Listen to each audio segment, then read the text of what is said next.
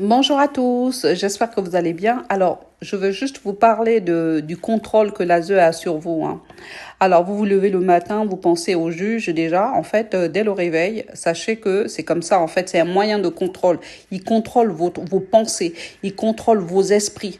Donc, vous vous levez le matin, vous commencez à penser à eux. L'ASE a fait, le juge a fait, le juge a dit, le juge a fait. Sachez que vous êtes en esclavage. C'est leur moyen de contrôle. Ils le savent parfaitement bien que vous n'êtes pas fou. Ils savent qu'ils vous contrôlent. Ils vous contrôlent en plus de ça, c'est que si vous êtes sous les aides sociales françaises, que vous habitez des HLM françaises ou que vous recevez des aides sociales de la CAF, etc., etc., sachez que ce sont des moyens de contrôle qu'ils ont sur vous. Alors, si je vous parle de ça, c'est parce qu'en fait, quand moi je vivais en France, je ne vivais pas sous les aides sociales, j'ai toujours travaillé. Et donc, en fait, quand je vivais, et pourtant j'étais dans le privé, j'avais acheté un appartement dans le privé. Le crédit, c'était un crédit d'accession sociale que j'avais pris. Sociale, accession sociale. Ça veut dire que mon appartement, je pouvais le relouer à des personnes qui sont au RSA. En fait, c'est de là où partent mes problèmes.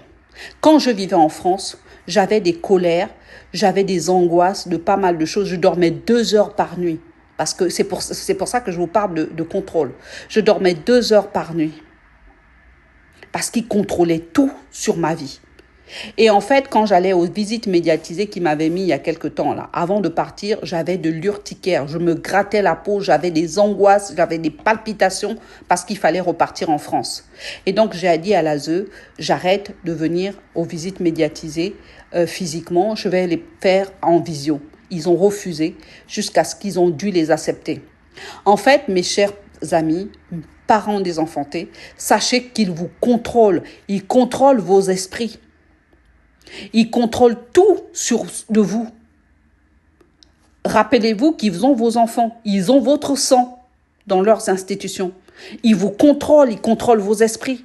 Est-ce que pensez-vous que ça, c'est de l'aide, ça?